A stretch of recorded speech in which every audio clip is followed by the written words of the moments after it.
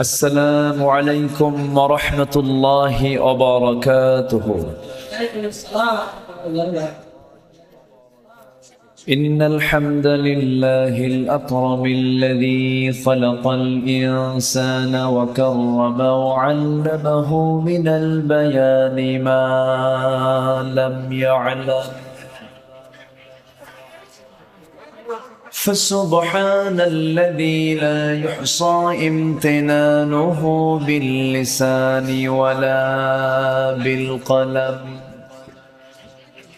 نشهد أن لا إله إلا الله وحده لا شريك له، ونشهد أن سيدنا وحبيبنا ومولانا محمدا عبده ورسوله الذي أرسله بالحق بشيرا ونذيرا وداعيا إلى الله بإذنه وسراجا منيرا. فقد قال الله تعالى في كلامه المجيد وفرقانه الحميد: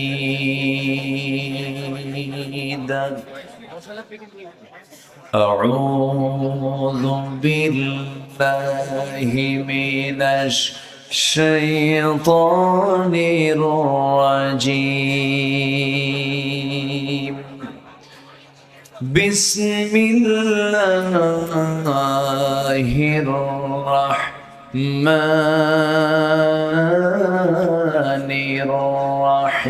الرحيم. إن الله وملائكته يصلون على النبي يا أيها الذين آمنوا صلوا عليه وسلموا تسليما. اللهم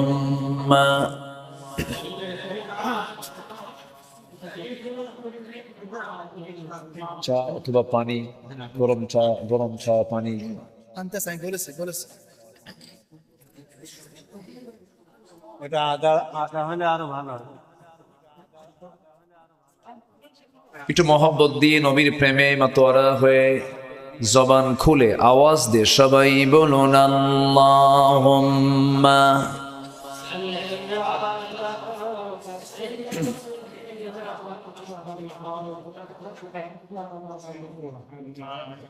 وعلى آل سيدنا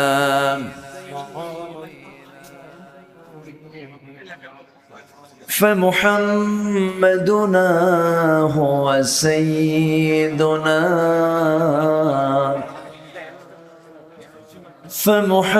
فمحمدنا هو سيدنا،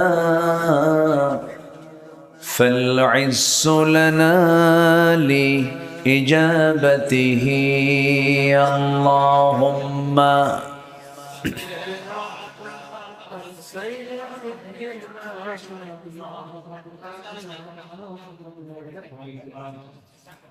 وعلى آل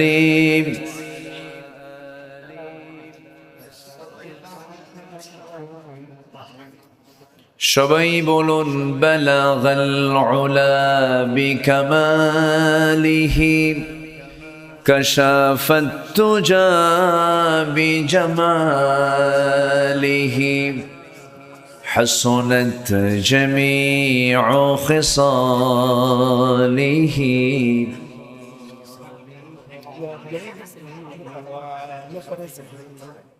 صورة يوسف بداري حكمة لقمان إمام قارئ قرآن باري ये दिले सादमाने मा बलगल उला।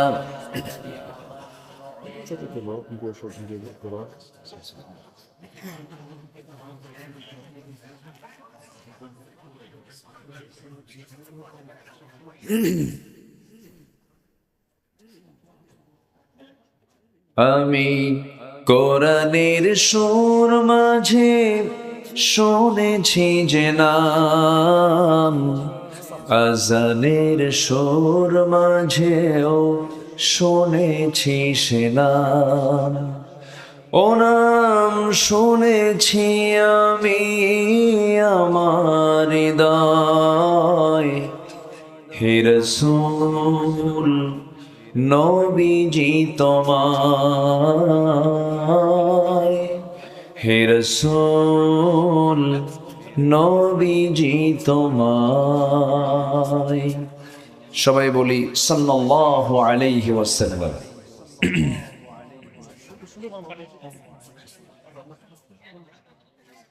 পাবনা জেলার সদর উপজেলার খোদাইপুর আবাসিক হাফিজিয়া মাদ্রাসা এতিমখানার উদ্যোগে আয়োজিত মাদ্রাসা প্রাঙ্গণে অনুষ্ঠিত ৬২তম বার্ষিক তাফসীরুল কোরআন ওয়াজ মাহফিল ২০২৪ মহৎ আয়োজনের সম্মানিত প্রধান, সম্মানিত সভাপতি জনাব মাওলানা ইদ্রিস আলী সাহেব, আজকের মাহফিলের বরেণ্য অতিথিবৃন্দ, বরেণ্য অতিথি অ্যাডভোকেট শামসুর রহমান শিমুল বিশ্বাস, বরেণ্য অতিথি পাবনা ইসলামিয়া মাদ্রাসার সম্মানিত প্রিন্সিপাল মাওলানা ইকবাল হোসেন, আজকের মাহফিলের বরেণ্য অতিথিবৃন্দ, হযরত উলামায়ে কেরাম, ফদলায়ে ইজম, সুশীল সমাজ, জাতির শ্রেষ্ঠ সন্তান, শিক্ষক মণ্ডলী, জাতির বিবেক সাংবাদিক বৃন্দ, সামনে উপস্থিত, দূরে কাছের বিভিন্ন স্থান থেকে ছুটে আসা কালেমার ঝান্ডাবাহী, তাওহীদের পতাকাবাহী, দ্বীন ইসলামের নরসারদুল বীর মুজাহিদ, প্রাণ প্রিয় সম্মানিত দ্বীনী ভাইরা, আড়ালে বসে আছেন শ্রদ্ধেয়া সম্মানিতা মা বোনেরা। আলোচনার সূচনায় আনুষ্ঠানিকতার মধ্য দিয়ে আমার পক্ষ থেকে আবারও দিল খোলা সালাম, আসসালামু আলাইকুম ওয়া রাহমাতুল্লাহি ওয়া বারাকাতুহু। সালামের জবাবটি দুর্বল মনে হচ্ছে। আসসালামু আলাইকুম ওয়া রাহমাতুল্লাহ। সবাই কেমন আছেন? আমাকে প্রশ্ন করেছেন, আল্লাহ তাআলা আমাকে আপনার সাথেই তো রেখেছেন, এক সাথেই তো বসে আছি, ভালো আছি আলহামদুলিল্লাহ।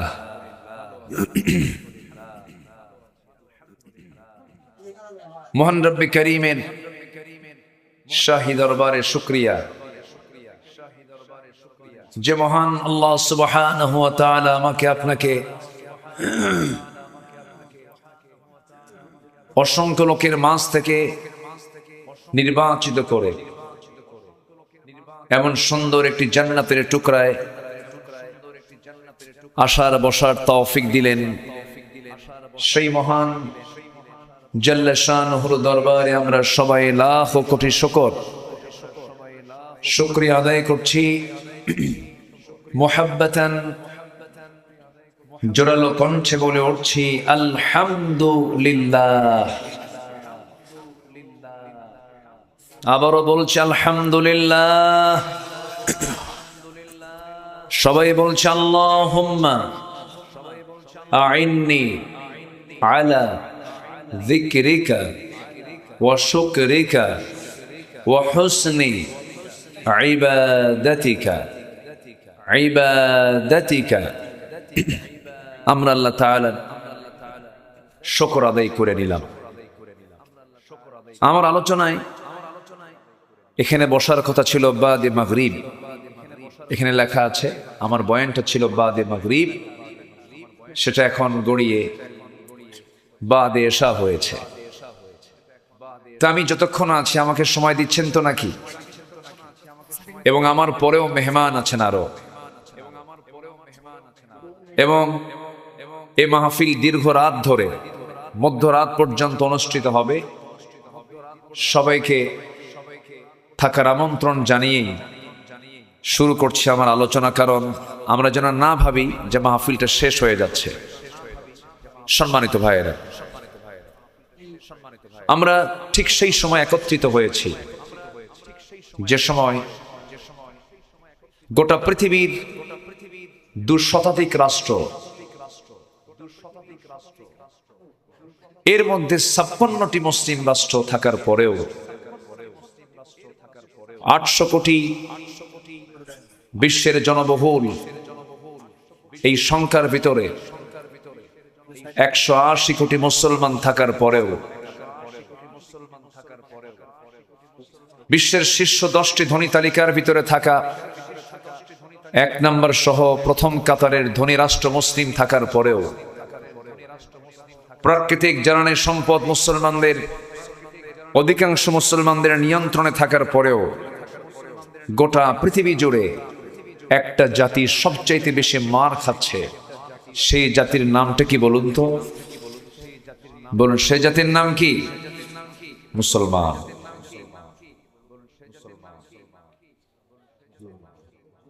সম্মানিত বন্ধুগণ,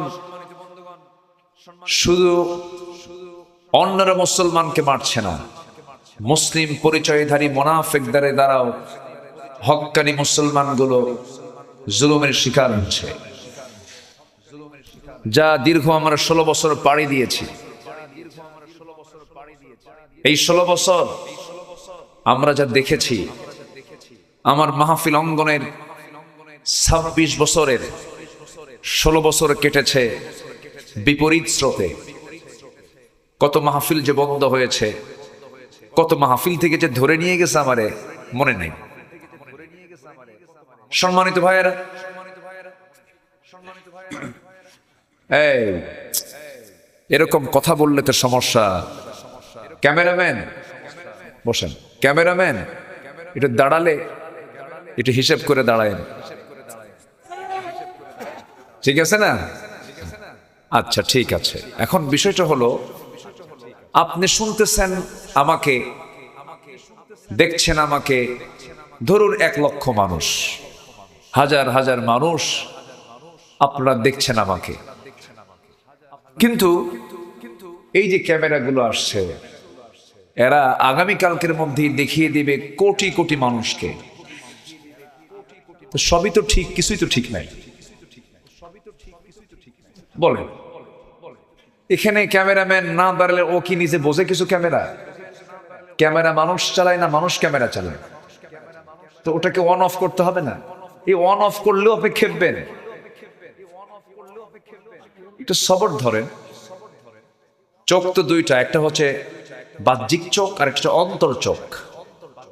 অন্তরের চোখটা খুলে ফেলেন, দেখবেন যে এই চোখ আর লাগবে না। দিলের চক্ষু দিয়ে সবাই আমরা দেখবো, শুনবো। জোরে বলি ইনশাআল্লাহ। দিলের চোখটা খোলা রাখুন, মেহরবানি করে সাইড টক করবেন না। কোরআনের মাহফিলে যদি কেউ মানে এরকম কোন আচরণ করেন যা কোরআন শোনার ক্ষেত্রে মানে বাধাগ্রস্ত হয়ে যাচ্ছে, আর এটা যদি ফেরেশতাদের নজরে চলে আসে আর শৃঙ্খলা ভঙ্গের যদি মামলা হয়, জামিন কিন্তু পাবেন না। কি কথা বলতে গেল কি? পিছন থেকে আপনাকে দেখতে পাচ্ছেন, একটু উঁচু চেয়ার আনা হয়েছে। যদি না না না না, আমি এখানে থাকি। আমার এর উঁচা করেন না, আমি যা আছি এই পর্যন্তই থাকি। সম্মানিত ভাইয়েরা, সম্মানিত বন্ধুগণ, তাহলে গোটা দুনিয়া জুড়ে মুসলমান সংখ্যায়, সম্পদে, তারপরে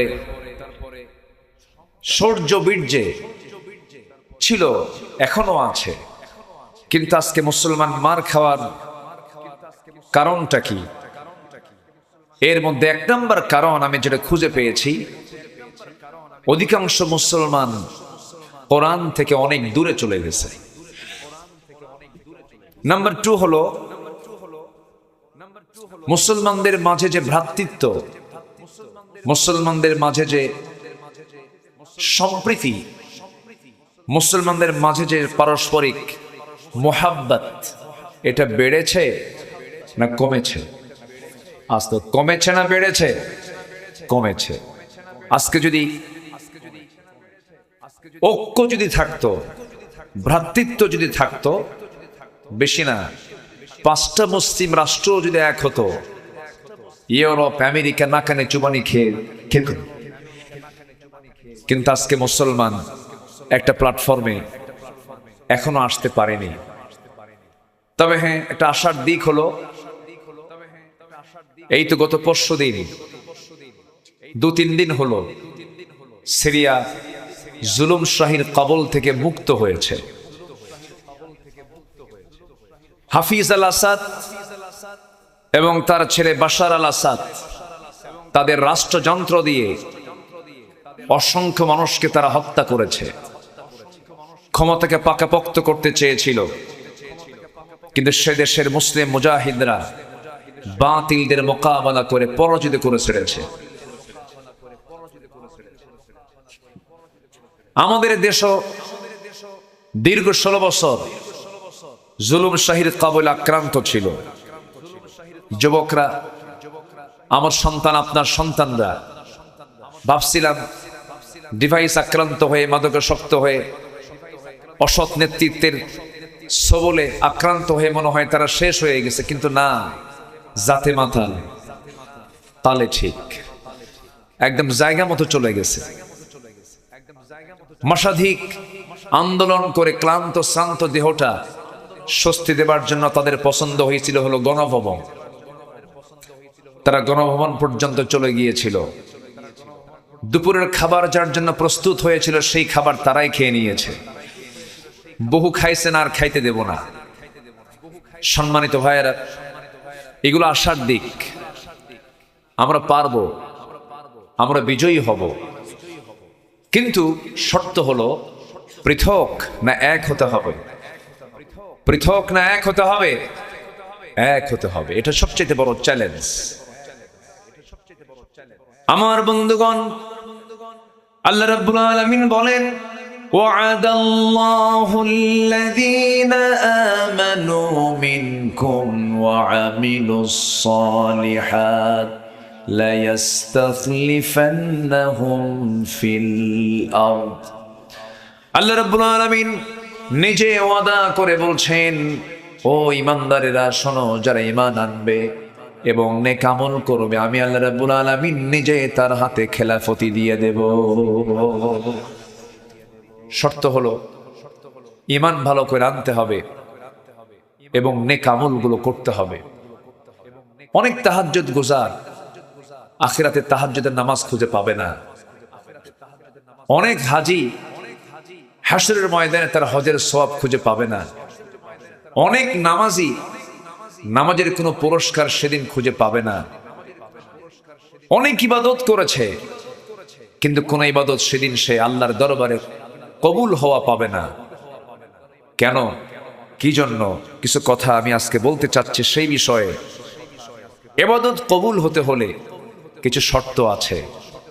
ইবাদত কবুলের পথে কিছু অন্তরায় আছে, কিছু কাজ আছে, যে কাজগুলো করলে পরে আমার কোনো কার্যক্রম কবুল হবে না। কার দরবারে? আসতে বলবেন না, কার দরবারে? মোটামুটি 10টা অপকর্ম যার মধ্যে থাকবে, তার কোনো দোয়া আল্লাহর দরবারে মঞ্জুর হবে না। কয়টা অপকর্ম বলেন তো? হাতের আঙ্গুল কয়টা?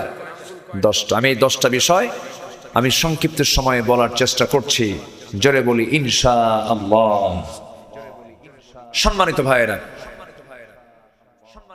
সম্মানিত বন্ধুগণ, মহান রব্বুল আলামিন আমাকে আপনাকে নির্দিষ্ট একটা লক্ষ্য নিয়ে একটা লক্ষ্যে দুনিয়াতে পাঠিয়েছেন। সে লক্ষ্যটা হলো আমাকে আপনাকে অন্য কারো গোলামি করা যাবে না, একমাত্র গোলামি আইন মেনে চলতে হবে। কার? আসতে বলবেন না, কার? আল্লাহ। এটা হচ্ছে এই পৃথিবীতে আল্লাহ পাক যে আমাকে পাঠিয়েছেন, এই লক্ষ্যে পাঠিয়েছেন। যে লক্ষ্যে পাঠানো হলো সেই লক্ষ্য যদি পূরণ না হয়, আল্লাহ আমাকে ছাড়বেন? আসতে বলছেন, আল্লাহ আমাকে ছাড়বেন? ছাড়বেন না। আপনি একটা কিষান নিয়েছেন, এই জমিটা তুমি আমাকে খনন করে পুকুর করে দাও। তো কিষান 20 জন নিয়েছেন, কিন্তু সেই কিষান আপনার জমির মাটি না কেটে অন্যের জমির মাটি কাটলো। পরিশ্রম ঠিকই করলো, কিন্তু আপনি কি তার পাওনা দিবেন? আজ থেকে পাওনা দিবেন? কেন দিবেন না? আপনার জমির মাটি না কেটে অন্যের জমির সে মাটি কেটেছে। ঠিক তেমনি আল্লাহ আমাকে পাঠালেন দুনিয়াতে তার আইন মানার জন্য। আপনি তার আইন না মেনে আপনি আরেকজনের আইন মানলেন, আপনি কি পুরস্কার পাবেন? পাওয়া যাবে না। আমি যার গোলাম, আমার তারই গোলামি করতে হবে। এই 16 বছর সরকারের গোলামি করেছে কিছু 5-8 গোলামগুলো, ঠিক কিনা?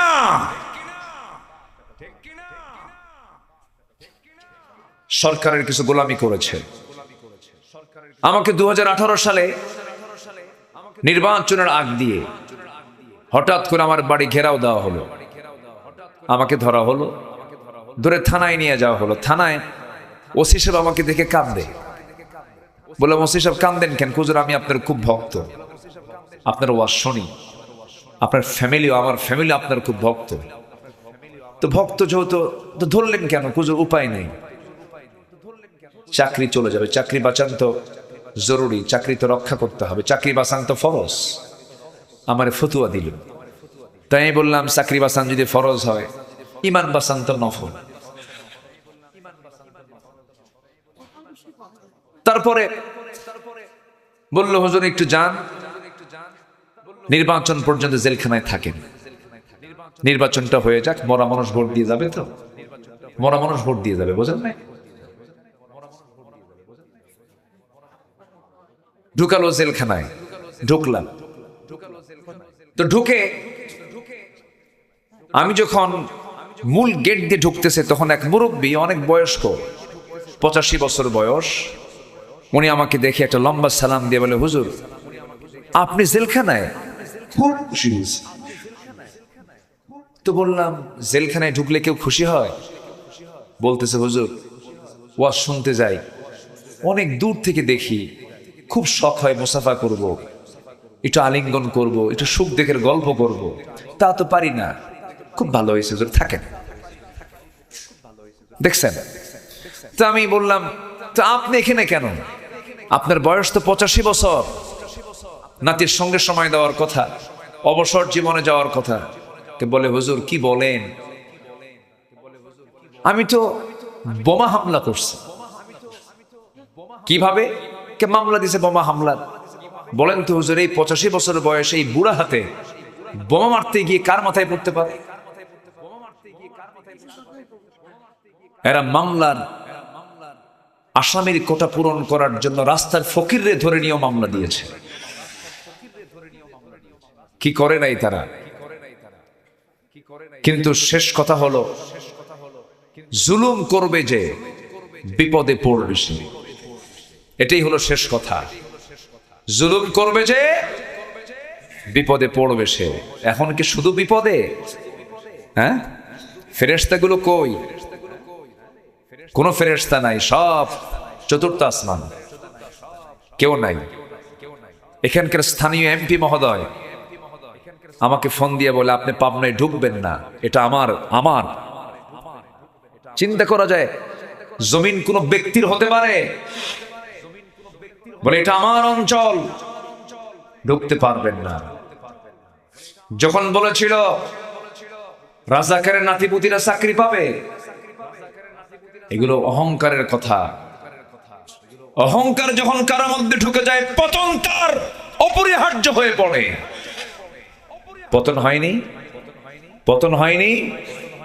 হয়েছে। অহংকার করা যাবে না। সাইয়েদনা ওমর ফারুক রাদিয়াল্লাহু তাআলা আনহু একটা দুইটা রাষ্ট্র না, 40টা রাষ্ট্রের তিনি রাষ্ট্রপ্রধান ছিলেন।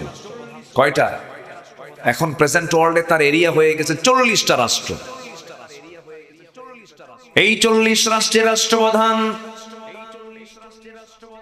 তিনি বসে আছেন, তার সামনে একজন সাহাবী এসে একটা হাদিস বর্ণনা করছেন, যার মধ্যে যাররা পরিমাণ অহংকার থাকবে সে জান্নাতে ঢুকবে না। এই হাদিস যখন তার কানে যখন সুন্দর করে যখন ওই সাহাবী শুনিয়ে দিলেন, সাইয়েদনা ওমর ফারুক চট করে তিনি মাটিতে পড়ে লুটে লুটে কাঁদতেছেন, শিশুর মতো কান্নায় ভেঙে পড়লেন। গোটা শরীরটা ধুলায় মলিন হয়ে গেল। বলা হলো, ওমর এমন করে কান্দো কেন?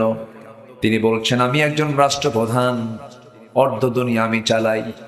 মাঝে মাঝে আমাকে যখন কেউ শাসক বলে ডাকে, খলিফা বলে যখন ডাকে, তখন মনে হয় আমি একজন খলিফা, কিন্তু আমার মন বলছে, আমার মনে হয় ভিতরে অহংকার আমার ঢুকে গেছে।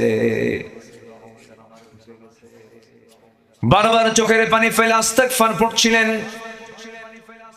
আর আকাশের দিকে দুটো হাত তুলে দোয়া করে বলছেন, আয় আল্লাহ তাআলা, আমার তো মনে হয় গোটা দুনিয়ার সকল মানুষকে তুমি জান্নাত দিয়া দিয়া যদি বলো একটা বান্দা শুধু জাহান্নামে যাবে, আমার মন বলছে সে একটা বান্দা জাহান্নামে অন্য কেউ হবে না, আমি ওমর হব। নিজেকে কি ছোট মনে করেছেন তারা, নিজেকে তারা কত বড় আসামি মনে করতেন, কি ছোট্ট হয়ে চলতেন, নিজেকে নগণ্য ভাবতেন। সাইয়েদনা আবু বকর রাদিয়াল্লাহু তাআলা আনহু যখন তার খেলাফত আমল, রাতের বেলা জনগণকে দেখতে যেতেন খালি পায়ে। কি পায়ে? খালি পায়ে। সাইয়েদনা ওমর ফারুক বললেন, খালি পায়ে আপনি রাস্তায় হাঁটতেছেন, ঝুঁকিপূর্ণ পথ, পাথরের সঙ্গে ধাক্কা লেগে চামড়া ফেটে রক্ত বের হয়ে যাবে, কষ্ট পাবেন আপনি। আপনি জুতা কেন পরেন না রাতের আধারে? সাইয়েদনা আবু বকর সিদ্দিক রাদিয়াল্লাহু আনহু চোখের পানি ফেলতে ফেলতে বলছে, ভাই ওমর, জুতা পায়ে আমি হাঁটতে পারি, কিন্তু জুতা পায়ে যখন হাঁটবো, আমি খরম জুতা দিয়ে যখন আমি হাঁটবো, একটা আওয়াজ বের হয়ে যাবে। সে আওয়াজে যদি এই জনপদের কোন ঘুমন্ত ব্যক্তির, কোন নাগরিকের, ঘুমন্ত নাগরিকের যদি ঘুম ভেঙে যায় আমার পায়ে হাঁটার আওয়াজে, কিয়ামতের দিন আমি আবু বকর আসামের কাঠগড়ায় দাঁড়িয়ে তারা জবাব দিতে হবে। জনগণের ঘুম যেন নষ্ট না হয়, পায়ের জুতা খুলে প্রথম খলিফা পায়ে হেঁটে খালি পায়ে হাঁটেন। আর নেতা আসিবেন পাবনা, ঢাকা হইতে, সিরাজগঞ্জের মোড় থেকে গাড়ি চলাচল সকাল থেকেই বন্ধ। মুজাহিদ ক্লাব পর্যন্ত, টেবুনিয়া পর্যন্ত কোনো গাড়ি ঘোড়া চলবে না। প্রেসিডেন্ট আসিতেছেন। কি আমি কি বুঝাতে পারতেছি?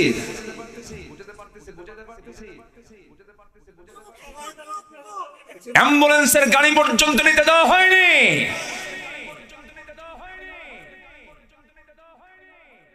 নেতার আগমনে যদি একটা মরা লাশ দাফনের দেরি হয়, এই সমস্ত নেতৃত্বের মুখে আমরা জুতা মারি, থুতু মারি।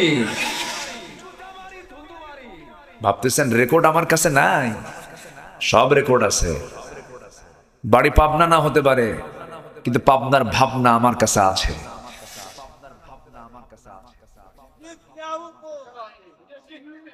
কষ্ট পাচ্ছেন নাকি? কষ্ট পাচ্ছেন? একজন বলেছে এটা হচ্ছে লেডিস ফেরাউন। দেখছেন কি সুন্দর বক্তা, দেখছেন? আমিও তো পারি না এই কথা। ফেরাউন ছিল হলো পৃথিবীতে বেঁচে ছিল 1600 বছর, আর এরা ছিল 16 বছর। সংখ্যার বিলটা দেখছেন? দুজনের বৈশিষ্ট্য একই রকম ছিল। ফেরাউনও তার একটা রোগ ছিল, জনগণ চাক আর না চাক ক্ষমতা ছাড়ুন না। এদের রোগ কোনটা ছিল বলেন? দুটা না একটা? একরকম, ক্ষমতা ছাড়তাম না। সম্মানিত ভাইয়েরা, অনেক কথা সময় তো অল্প। জি আমি যত সময় পর্যন্ত আমি থাকতে রাজি আছি, জোরে বলি ইনশাআল্লাহ। আমার কথা সবাই শুনতে পাচ্ছেন তো? আল্লাহ কবুল করুন, জোরে বলি আমিন।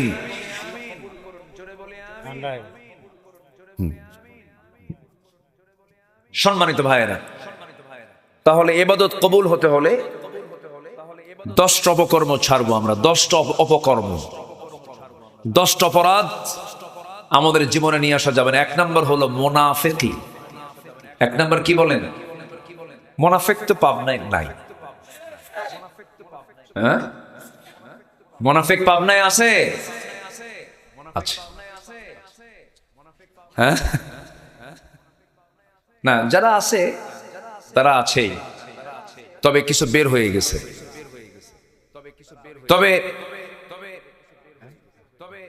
মুনাফিকটা এটা এমন একটা বিষয়, নিফাকতা মুক্ত সবাই এমনটা বলা কিন্তু মুশকিল। যেরকম মুনাফিককে চেনার 1 নম্বর আলামত হলো ইন্নাল মুনাফিকিনা লাকাযিবুন, মুনাফিকরা মিথ্যা বলে। এখানে আমরা যারা বসে আছি কেউ তো কোনোদিন মিথ্যা বলি নাই, আসতে কয়। তাহলে এখন নখ যাচ্ছে কোন দিকে? এখন নখ যায় কোন দিকে? নিচের দিকে, নিজের দিকেই কিন্তু চলে যাচ্ছে। এক সাহাবী কান্দে, বাড়ি থেকে বের হলেন আর নিজেকে গালি দিয়ে বলতেছেন নাফাকা হানজালা, নাফাকা হানজালা, নাফাকা হানজালা। এই কথা বলতে বলতে নবীর দরবার পর্যন্ত চলে গেলেন। রাসূল বলছেন, হানজালা তুমি কি বলছো? তুমি তো মুনাফিক হও নাই। হুজুর আমি আপনার সামনে যখন বসে থাকি দুনিয়ার কোনো কথা মনে থাকে না, আমার সব দুনিয়া মাইনাস হয়ে যায়। কিন্তু আমি আপনার দরবারে ছেড়ে যখন বাড়ি ফিরে যাই, বউ বাচ্চার সামনে দাঁড়াই, দুনিয়ার কথা মনে হয়ে যায়। দুনিয়ার চিন্তা মাথায় চলে আসে, পারিবারিক চিন্তা মাথায় চলে আসে। আমার মন বলছে আমি মনে হয় মুনাফিক হয়ে গেছি। রাসূল বললেন, না রে হানজালা, মুনাফিক হও নাই।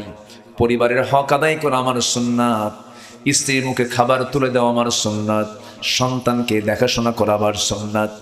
আমার উম্মতের কোনো বৈরাগ্য নাই, আমার উম্মতের বৈরাগ্য হলো জিহাদের ময়দান। আমার বন্ধুগণ, সাইয়েদনা ওমর ফারুক রাদিয়াল্লাহু আনহু মাঝে মাঝে একজন সাহাবীর কাছে সকাল বিকাল মাঝে মাঝে চলে যেতেন। যে সাহাবীকে রাসূল দায়িত্ব দিয়েছিলেন, একটা দায়িত্ব, তার হাতে একটা লিস্ট ছিল, মুনাফিকদের তালিকা ছিল। ওই মদিনার মুনাফিক কারা কারা, তাদের তালিকা একটা সাহাবীর কাছে রাসূল রেখে দিয়েছিলেন। সেই সাহাবীর কাছে ধারণা দিয়ে মাঝে মাঝে ওমর ফারুক বলতেন, ভাই দেখো তো ওই তালিকার মধ্যে আমি ওমর, আমার নামটা আছে কিনা। এই জন্য আমার বন্ধুগণ, মুনাফিকের আলামত যতগুলো, সব আলামতগুলো আমার জীবন থেকে মাইনাস করতে হবে। মিথ্যা কথা বলা যাবে না, এটা কার আলামত? বলেন বলেন বলেন বলেন বলেন। নাম্বার 2 হলো ইদা ওয়াদা আখলাফা, ওয়াদা ভঙ্গ করা, এটা একটা মুনাফিকের আলামত। ওয়াইদা তুমিনা খান, আমানতের খেয়ানত করে, এটা একটা মুনাফিকের আলামত। নাম্বার 4 হলো যখন কারোর সঙ্গে কথা বলতে যায় বেফাস কথাবার্তা বলে, বাজে কথা বলে, অর্থহীন কথা বলে। যারা মুখ থেকে বেফাস কথাবার্তা যারা বলবে, এটা একটা মুনাফিকের আলামত। এই সমস্ত আলামত যারা থেকে যাবে, আল্লাহ রাসূল বলেছেন সেই সমস্ত লোকগুলো তার ভিতরে মুনাফিকের আলামতগুলো লালন করে চলছে। বেফাস কথা মানে যেরকম প্রায় একজন নেতা আমার দেশে বলতেন, গায়ে কোনো শক্তি নাই কিন্তু মুখে একটা চাপা ছিল, প্রায় বলতেন খেলা হবে, বলতো না? তো কই ও কই আছে কি, আন্ডারগ্রাউন্ড না কোন গ্রাউন্ডে আছে খুঁজেই তো পাওয়া যাচ্ছে না, খেলবেন কার সাথে? এই কথাটা খুবই নোংরা কথা। একটা জাতীয় রাজনীতিবিদ, একজন দেশের একজন শীর্ষস্থানীয় ব্যক্তি হয়ে এত নোংরা ভাষা বলতে পারে? নোংরা হলেই নোংরা কথা মুখ থেকে বের হয়। নারায়ে তাকবীর, আল্লাহু আকবার, নারায়ে তাকবীর, আল্লাহু আকবার। জিহাদ চাই, জিহাদ করে বাঁচতে চাই। ইসলামের শত্রুরা হুঁশিয়ার সাবধান, ভারতের দালালিরা হুঁশিয়ার সাবধান। লিল্লাহে তাকবীর। সম্মানিত ভাইয়েরা, তাদের চাপা কি ছিল, ওরে বাপরে বাপ, এক একজন এক একটা চাপাবাজ, দিনের কোনো জ্ঞান নাই। ফতুয়া মারে আগামীকাল ঈদুল আজহার জানাজা নামাজ, কি মনে আছে আপনাদের? এক মন্ত্রী তার বাচ্চা বুড়ো বয়সে বিয়ে করছে, বাচ্চা একটা হয়েছে ওই কুমিল্লার ওইদিকে, অনেকদিন আগের কথা। নবজাতককে কোলের মধ্যে নিয়ে বলতেছে লা ইলাহা ইল্লা আনতা সুবহানাকা ইন্নী কুনতু মিনাজ জালিমিন। কি কথা কি বুঝতেছেন আপনারা? আরেকজন ফতোয়া দিচ্ছেন লাকুম দীনুকুম ওয়ালিয়া দীন, বুখারী শরীফের 40 পারা।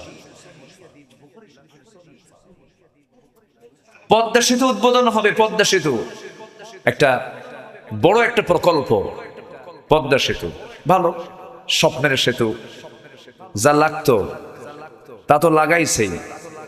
ওটাকে বাস্তবায়ন করার জন্য হাজার হাজার কোটি টাকা দেশ থেকে লোপাট করা হয়েছে, ঠিক কিনা? এই ওখানে কি হয়েছে? কথা বলেন কেন?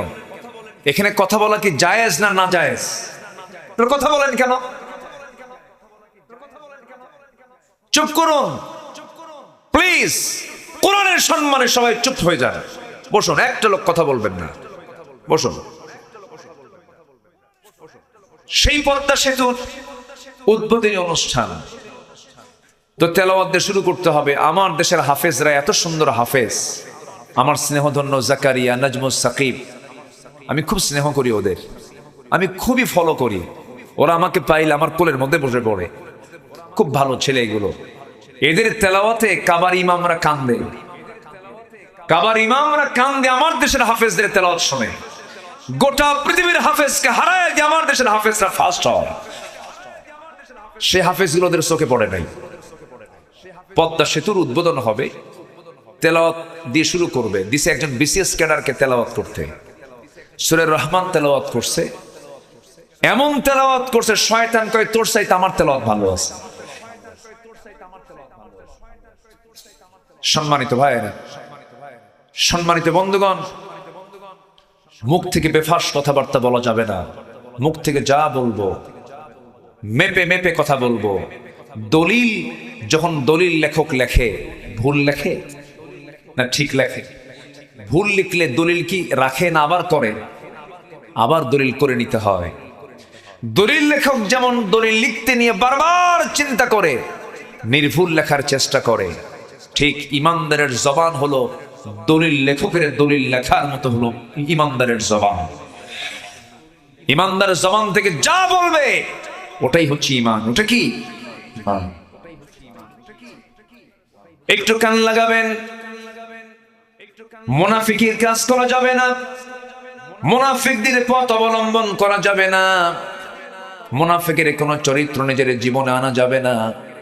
মুনাফিকরা কিন্তু নামাজও পড়ে, মুনাফিকরা রোজাও রাখে, মুনাফিকরা হজেও যায়, মুনাফিকরা যাকাতও দেয়, মুনাফিকরা মসজিদ বানায়, মুনাফিকরা মাদ্রাসা বানায়।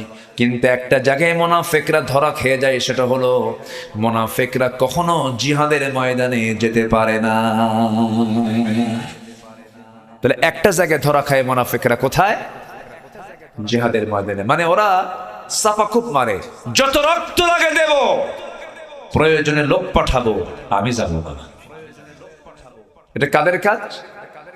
বলুন কাদের কাজ? মুনাফিকদের কাজ। আমার বন্ধুগণ,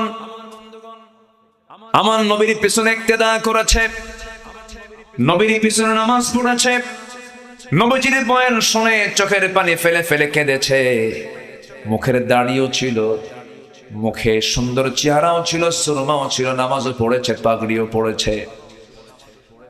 নবীর পিছনে নেতৃত্ব, নবীর পিছনে তার নেতৃত্বকে ফলো করেছে, নামাজ পড়েছে, রোজা রেখেছে, দান করেছে, সাদকা করেছে। কিন্তু রাসূল তাদেরকে সব জায়গায় পেয়েছেন, মুনাফিকদেরকে কিন্তু মুনাফিকদেরকে চিনেছেন, বুঝেছেন হলো জিহাদের ময়দানে। ওরা জিহাদের ময়দানে আসলেই তাদের চেহারা শুকায় যেত, সেই জায়গা থেকে পলায়ন করে ফেলতো। আমার নবী মুনাফিকদেরকে চেনার জায়গা হিসেবে জিহাদের ময়দানকে তিনি চিনে নিয়েছেন, বুঝে নিয়েছেন। আমার ভাইয়েরা, আমার নবীর জিন্দেগিতে একজন কাট্টা মুনাফিক ছিল, মুনাফিকদের লিডার। আব্দুল্লাহ বিন উবাই বিন সুলুল। এই মুনাফিক আমার নবীর জীবদ্দশায় নানা যুদ্ধ বেঁধে দেওয়ার ক্ষেত্রে বনু নাজির, বনু কুরাইজা, এই ইহুদির গোত্রের সাথে কুরাইশদের যোগসাজশ করে দেওয়া, যুদ্ধকে নিকটবর্তী করে দেওয়ার পেছনে সবচেয়ে বড় ভূমিকা পালন করেছে এই মুনাফিকের দলেরা। এই বদর যুদ্ধ বলেন, ওহুদ যুদ্ধ বলেন, খন্দক যুদ্ধ বলেন, এই সমস্ত যুদ্ধের মূল ইন্ধনদাতা হলো মুনাফিকরা। যুগে যুগে মুনাফিকরা বহু মুনাফিকি করেছে, কিন্তু শেষ পর্যন্ত মুনাফিকদের সমস্ত মুখোশ উন্মোচন করে দিয়েছেন তিনি আমার কে। মুনাফিকরা শেষ পর্যন্ত বিজয়ী হয় না পরাজিত হয়? বিজয়ী হয় না পরাজিত হয়? আল্লাহ তাদেরকে উলঙ্গ করেছেন। দেখেন মুনাফিক একটা, দেখেন একটা নাম বলি মুনাফিকের, চিন্তা করুন, মাথার চুল একটাও কালো নাই, মুখের দাড়ি একটাও কালো নাই, সব সাদা, পাঞ্জাবি সাদা, পায়জামা সাদা। চিন্তা করুন, শুধু পট চেঞ্জ হয়েছে, নিজেকে বাঁচানোর জন্য মুখের দাড়িটা কেটেই ফেলুন। কি বুঝতেছেন আমার কথা? কি বুঝতেছেন? দাড়িটা কেটেই ফেলুন। সে দাড়ি কেটে মাথার চুল আবার কালো বানালো, পায়জামা খুলে লুঙ্গি পরলো, পাঞ্জাবি খুলা গেঞ্জি পরলো, বন্ধুটাকে নিয়ে, আইন মন্ত্রীকে নিয়ে চললো, বলেন চলেন বন্ধু পালাই, উপায় তো নাই। নৌকায় চড়ে যাচ্ছিল কোথাও, কিন্তু নৌকার ভিড়ল না। শেষ পর্যন্ত কোস্ট গার্ড তাদেরকে ধরে ফেললো, আইন মন্ত্রীকে ধরে নিয়ে বলছে চলেন স্যার চিনি আপনাকে, থানায় চলুন। আইন মন্ত্রীকে, আমি কি একা আসছি এই জায়গায়? আমার একা নিয়ে যাবা কেন? কেন আরেকজন আছে তো? কোন ওই লোকটাকে চেনা যায় না তো, মাথার চুল কালো, কে যেন, কে ওটা? আমি কি একা আসছি? তুমি ভাবতেছো আমি একা আসতে পারো? আমি তো জামাতের সাথে আসছি। কিসের সাথে আসছে? হ্যাঁ, উপায় নাই তো। তো ওটা কে? ভালো করে দেখো, ওটাই দরবেশ। আমাদেরকে বলে আমরা নাকি ধর্মের ব্যবসা করি। ধর্মের ব্যবসা আমরা যদি করতাম, তাহলে আল্লামা সাইদির মতো মানুষকে ফাঁসির মঞ্চে চড়া লাগতো না। ধর্মের ব্যবসা যদি আমরা করতাম, বিশ্বনন্দিত ইসলামী রাজনীতিবিদ শহীদ মতিউর রহমান নিজামীকে ফাঁসির মঞ্চে ঝুলতে হতো না। যদি ধর্মের ব্যবসা আমরা করতাম, জগৎ নন্দিত আলেমে দ্বীনকে বছরের পর বছর জেল খাটা লাগতো না। তারাই ধর্মের ব্যবসায়ী চ্যাম্পিয়ন, যারা তাদের নিজ খায়েশ পূরণ করার জন্য দাড়ি রাখে, আবার তাদের প্রয়োজনে দাড়ি কাটে। নির্বাচন আসলে মাথায় পট্টি বাঁধে, নির্বাচন চলে গেলে ওই কপালে সিঁদুর লাগায়। ঠিক কিনা? এই চিত্র দেখি নাই আমরা, দেখি নাই, আর দেখতে চাই না। সব দেখা শেষ, সব দেখছি আমরা। এই 53 বছর, কেউ ক্ষমতার মসনদে 25 বছর ছিলেন, কেউ 16 বছর, কেউ 9 বছর। মাঝখান দিয়ে মঈনুদ্দিন, ফখরুদ্দিন গম, তারা ছিলেন কয়েক বছর। সবাই মুসলমান পরিবারের সন্তান হলেও ইসলাম দিয়ে তারা রাষ্ট্র চালান নাই। অতএব রাষ্ট্রে নামাজ প্রতিষ্ঠার জন্য নামাজি সরকার দরকার। আমরা কি রাষ্ট্রে নামাজ কায়েম করতে চাই? নামাজি রাষ্ট্র গড়ার জন্য নামাজি সরকার দরকার। এমন নামাজি রাষ্ট্র দেখতে চান কারা কারা? হাত উঁচু করে দেখা।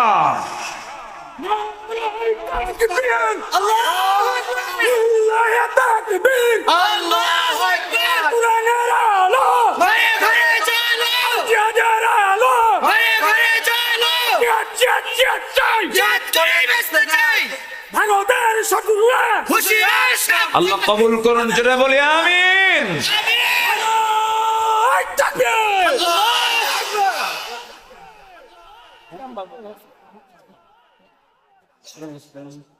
কি হইছে?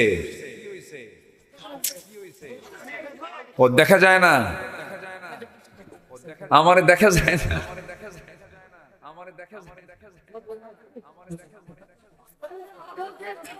হ্যাঁ, ও ভরে গেছে। আচ্ছা, গোটা মাঠ ভরে গেছে, টুইটম্বর অবস্থা।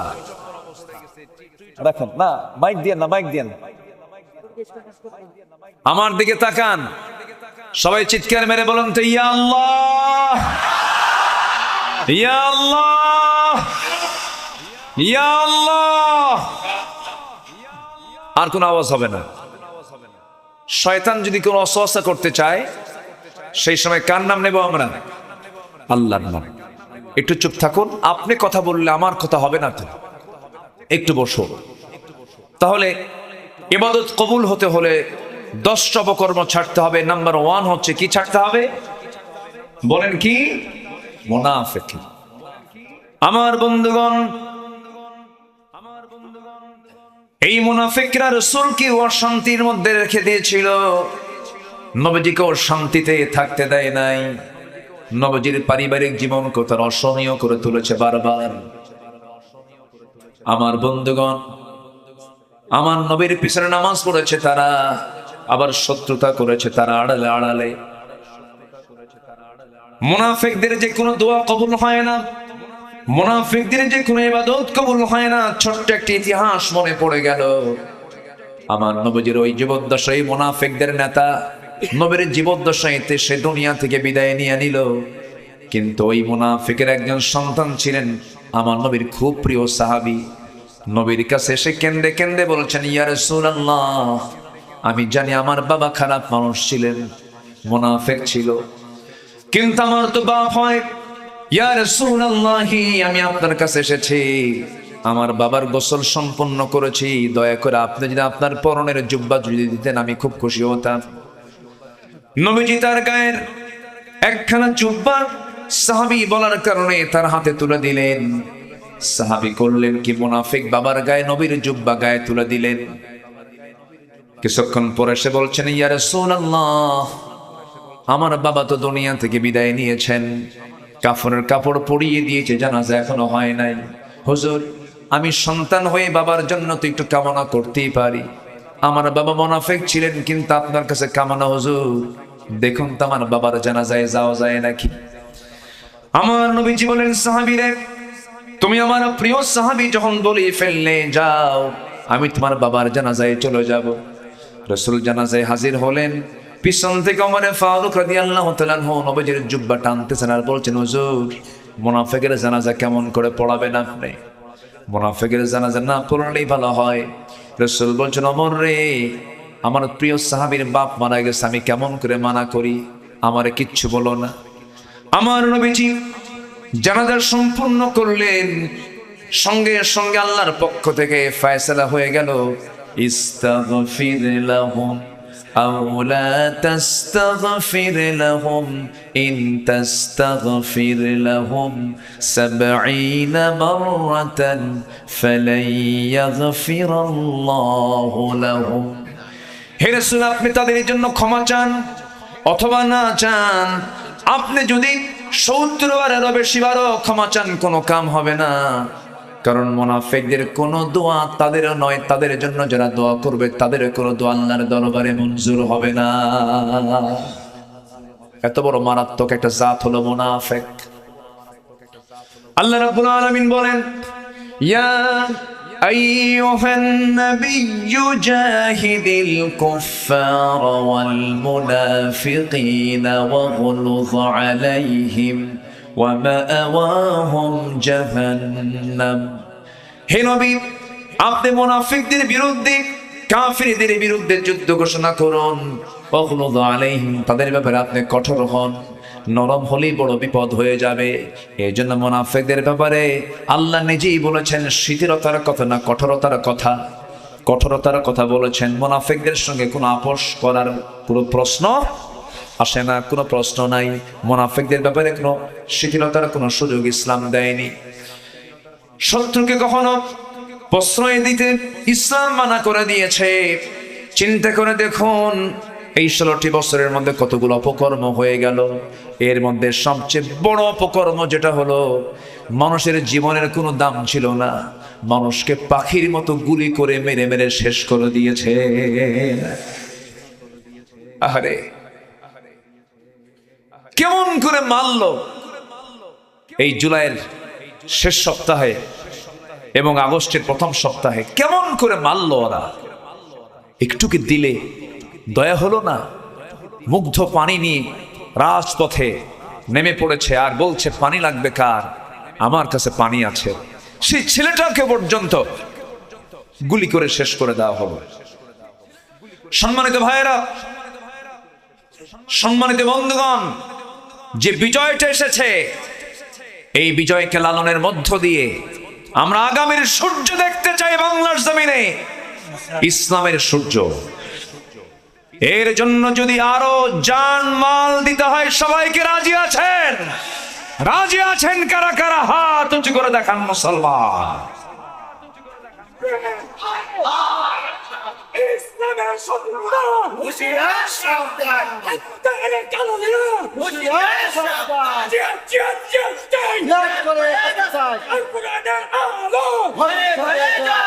আল্লাহ কবুল করুন, জোরে বলে আমিন। সম্মানিত ভাইয়েরা, তাহলে মুনাফিকের যে আলামত গুলো আছে, এই আলামতকে আমাদের ভিতরে রাখতে চাই। মিথ্যা কথা বলবো, ওয়াদা ভঙ্গ করব, আমানতের খেয়ানত করব, মুখ থেকে বেফাস কোনো কথাকে বের করব। জি, কষ্ট হচ্ছে, অনেক কষ্ট করে কথাগুলো শুনছেন। আহারে, এদেশের মানুষগুলো কত সাধারণ, কত সুন্দর, কোরআন প্রেমী মানুষ। বলি আলহামদুলিল্লাহ। টুইটম্বর অবস্থা, বসে থাকার জায়গা নাই। এত মানুষের ঢল নেমেছে আজকের মাহফিলে। আল্লাহ তুমি এই মাহফিলকে কবুল করে নাও, জোরে বলি আমিন। সম্মানিত ভাইয়েরা, আমার দিকে একটু তাকান। 10টা অপরাধের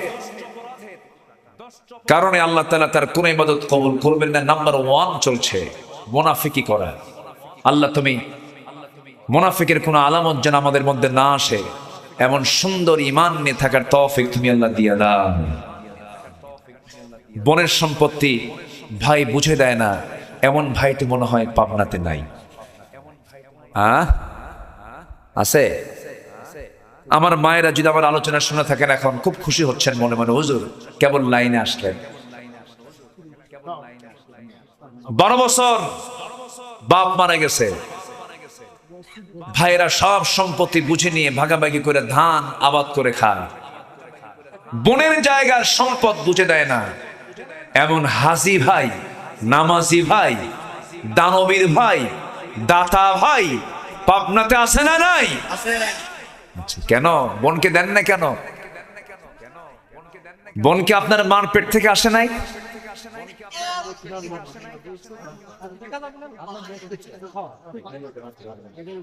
জি, এই থামেন না, থামেন। এই শোনেন, তারা তো অতিথি, অতিথি সম্মান করতে হবে না? হ্যাঁ, একটু বসো না, আমাদের মন ভাঙবে না ইনশাআল্লাহ। জি, একটু বসেন, একটু কষ্ট করে বসেন, কথা না বলি। মঞ্চটা থাকতে হয় নীরব। আমি তো মনে করি মঞ্চে কোনো লোকই থাকা ঠিক না, খালি কানাকানি হয়। এটা আলোচকের আলোচনা একটু বিঘ্নিত হয়। একটু চুপচাপ থাকেন, একটু মেহেরবানি করে। আমি লক্ষ্য করছি প্রায় প্রায় কথাগুলো হয়। একটু মেহেরবানি করে একটু চুপ থাকেন। জি, হ্যাঁ, জি, একটু বসুন, আমার দিকে তাকান। এই বলা যাবে না, আমার দিকে তাকান। তাহলে বোনের সম্পত্তি বুঝিয়ে দিতে হবে, এর মধ্যে ঈমান আছে না নাই? ঈমান আছে না নাই? কিন্তু বোনকে তো সম্পত্তি দেয় না, বরং বোনকে আবার কৌশলে ফাঁকি দেওয়া যায় কেমনে, সেই পন্থা অবলম্বন করে। যেগুলো জমির দাম নাই, রাস্তার ধারের জমিগুলো সব ভাইরা বুঝে নিয়ে বিল ঝিল, বুঝতে পারতেছি না আমি জানি না, মানে যেটাতে যেতে হলে নৌকা ছাড়া উপায় নাই, পানি, সে অংশগুলো বুঝায় দিয়ে বলে, বোন তোমাদের জন্য না ওইটুকু রাখছি। এবং ওটার মেইন যে দলিল কাগজপত্রগুলো তা বুঝে দেয় না, কাছেই রাখে। আবার ওইদিকে উনি ট্রিপল হাজি, 3 বার হজ করছে। বোনকে মাঝে মাঝে আবার দাওয়াত দেয়, বোনকে মাঝে মাঝে দাওয়াত দিয়ে পাশে বসায়া, মনে করেন সেই কুমিল্লার রসমালাই, টাঙ্গাইলের চমচম, নাটোরের কাঁচাগোল্লা, বগুড়ার দই, যশোরের খই আর পাবনার পায়েস। আজকে কিন্তু পায়েস খাওয়ান নাই আপনারা আমাকে, এটা কিন্তু চরম মিস করছেন। জি, এই সবগুলো খাওয়ায়া বোনকে পামপট্টি দিয়ে বলে, বোন তুমি আমার ভাই, তুমি আমার বোন, আমি তোমার ভাই। বাপটা মরে গেছে, মাটা মরে গেছে, আমরা এতিম। ওর বয়স হতে 60 বছর, ও এখন এতিমই আছে। কিন্তু বলে যে শোনো, তুমি সংসার করতেছো, চলে গেছো স্বামীর ঘরে, ভালোই তো আছো। একটা কথা বলি কি, অংশ নিলে কিন্তু ধ্বংস হয়। অংশ নিলে কি হয়? ধ্বংস হয়। এটা মনে হয় কোন হাদিসে আসছে, কোন হাদিসে আসছে নাকি? অংশ নিলে ধ্বংস হয়, এটা কি হাদিসের কথা না শয়তানের কথা? বোনকে সম্পত্তি বুঝায় দেন, আমানত চলে গেল, আমানত রক্ষা হলো। যার যা হক বুঝাইয়া দিবেন, দুনিয়াতে যে যার হক মেরে খাবে, হাসরের সে জড়ক, সে তত বড় বিপদে পড়ে যাবে। হক যারা নষ্ট করবে তারা হলো মুনাফিক। কোনো হক লঙ্ঘিত, কোনো গুনাহ নষ্ট, হক লঙ্ঘিত কোনো গুনাহ করে যাওয়া যাবে না পৃথিবী থেকে। একজন শহীদের শাহাদতকে ক্যান্সেল করা হবে। দুনিয়ার জিন্দেগিতে আমি ঋণ করে গেলাম, ঋণ করে দুনিয়া থেকে বিদায় হয়ে গেলাম, কিয়ামতের দিন ধরা খেয়ে যাব আমরা। সেই দিন শহীদের শাহাদত পর্যন্ত আল্লাহ রাব্বুল আলামিন ক্যান্সেল করে দিবেন ঋণ থাকার কারণে। আমার বন্ধুগণ, এই জন্য কোনো হক নষ্ট না করে আমরা দুনিয়া থেকে বিদায় হতে চাই। বান্দার হক আছে না নাই? বাপ মার হক আছে না নাই? প্রতিবেশীর হক আছে না নাই? এতিমের হক আছে না নাই? এই কোনো হককে লঙ্ঘন করা যাবে না। ইমানদার এগুলো কখনো লঙ্ঘন করতে পারে না। আমার বন্ধুগণ, ইবাদত কবুল হবে তখনই যখন আমরা হকগুলোকে সুন্দর করে আদায় করব। সেই সময় সঙ্গে সঙ্গে দোয়া মঞ্জুর করে নেবেন তিনি আমার কে। এই মুনাফিকরা কত ভয়ঙ্কর দেখেন। এই মুনাফিকরা নবীজির সংসার পর্যন্ত আগুন ধরিয়ে দিতে চেয়েছিল। আমার নবীজি কেবলই মক্কা থেকে মদিনায় হিজরত করে চলে আসছেন। 1 বছর যেতে না যেতেই বদর যুদ্ধের আগ দিয়ে আল্লাহ পাক আমার নবীর কাছে আয়াত নাজিল করলেন, রোজার আয়াত। কিসের আয়াত বলেন? সিয়ামের আয়াত। কুতিবা আলাইকুমুস সিয়ামু কামা কুতিবা আলাল্লাযীনা মিন ক্বাবলিকুম লাআল্লাকুম তাত্তাকুন। আয়াত নাজিল হলো, প্রথমবার রোজা রাখলেন সাহাবীরা। মাত্র 16টা রোজা রেখেছেন। আমার নবীজির 17তম রমজানের দিন বলেন, সাহাবীরা আমরা 1 বছর পার হলো মক্কা থেকে মদিনায় আসলাম, ঘরে কোনো খাবার নাই, পেটে যথেষ্ট খাবারের ব্যবস্থাপনা নাই, কাপড় চোপড় নাই, ঘোড়া নাই, যুদ্ধাস্ত্র নাই, প্রয়োজনীয় মৌলিক জিনিসপত্র নাই। কিন্তু সাহাবীরা কি করার আছে? এই মদিনার মুনাফিকরা ইহুদিদের যোগ সাজশে তারা কুরাইশদেরকে বদর প্রান্তর পর্যন্ত নিয়ে চলে এসেছে। কোনো কথা বলা যাবে না। সাহাবীরা, আমি তোমাদেরকে জানান দিতে যাচ্ছি, কে আছো সেই বদর প্রান্তরে তোমরা যেতে রাজি? যুদ্ধ করতে হবে, বাতিলদের বিরুদ্ধে মোকাবেলায় দাঁড়িয়ে যেতে হবে। সাহাবীরা সঙ্গে সঙ্গে বলে ফেললেন, ইয়া রাসূলুল্লাহ, আমরা রোজাও রাখবো, আমরা যুদ্ধ করব, আপনি আমাদেরকে অনুমতি দিয়ে দেন। আমার নবীজি বললেন, না না, ইন কুনতুম মারদা ওয়া আলা সাফারিন ফাইদ্দাতুম মিন আইয়ামিন উখর, তোমাদের জন্য আজকে রোজা রাখার প্রয়োজন হবে না, রোজা ভেঙ্গে ফেলে দাও। রোজা রাখার সুযোগ বারবার আসবে, কিন্তু জিহাদের ময়দানে হেরে গেলে পরে ইসলাম নিভে যাবে। বাতিল শক্তির মোকাবেলা করার জন্য রোজা ভেঙ্গে বাতিলদের বিরুদ্ধে মোকাবেলায় দাঁড়িয়ে যাও। আমার নবীজি শিশু ইসলাম ছোট্ট নগর রাষ্ট্র মদিনায় কেমন গড়ে তুলেছেন। ওই মুনাফিকরা নবীকে চিরতরে নিশ্চিহ্ন করার জন্য কুরাইশদেরকে ডেকে নিয়ে আসলো বদর প্রান্তর পর্যন্ত। আমার নবীজি সাহাবে কেরামকে প্রস্তুতি নিতে বললেন। ওইদিকে 1000 সৈন্য নিয়ে আবু জেহেল সমরাস্ত্রে সজ্জিত হয়ে, অস্ত্রে শস্ত্রে সজ্জিত হয়ে লোহিত সাগরের পাশ দিয়ে ঘেসে ঘেসে বদর প্রান্তর পর্যন্ত যখন পৌঁছে গেছে, আমার নবীজি বললেন, সাহাবীরা কারা কারা আমার সঙ্গে যুদ্ধে যাবে? নবীজি তরবারি দিতে পারলেন না সবাইকে। খেজুর গাছের ডাল হাতের মধ্যে তুলে দিলেন। ছোট্ট ছোট্ট বাচ্চারাও যুদ্ধে যেতে চাইলো। আমার নবীর সামনে ছোট্ট 2টা বাচ্চা নবীর সামনে দাঁড়িয়ে বলছে, হুজুর যুদ্ধের নাকি ডাক এসেছে, যদি পারমিশন দিতেন। আমরা আফরার ছেলে 2জন, মদিনার একজন আফরা, তার ছেলে হচ্ছে আমরা, যদি অনুমতি যদি দিয়ে দিতেন আমরা যুদ্ধে যেতাম। নবীজি বললেন, না, যেতে পারবা না, বয়স নাই, ফিটনেস নাই, ছোট্ট, তোমরা তরবারি হাতে নিতে পারবা না। বড়জন বলে, হুজুর আমি তো ওর চাইতে লম্বাই বড় আছে, আপনি আমাকে পারমিশন দিয়ে দেন। রাসূল বললেন, না না, দেওয়া যাবে না। ছোটজন সঙ্গে সঙ্গে বলছে, হুজুর আপনি যদি আমার বড় ভাইকে পারমিশন দেন, আমাকেও পারমিশন দিতে হবে, কারণ ও লম্বাই বড় হতে পারে কিন্তু গায়ের শক্তি আমার বেশি। নবীজি একটা মুচকি হাসি মারলেন।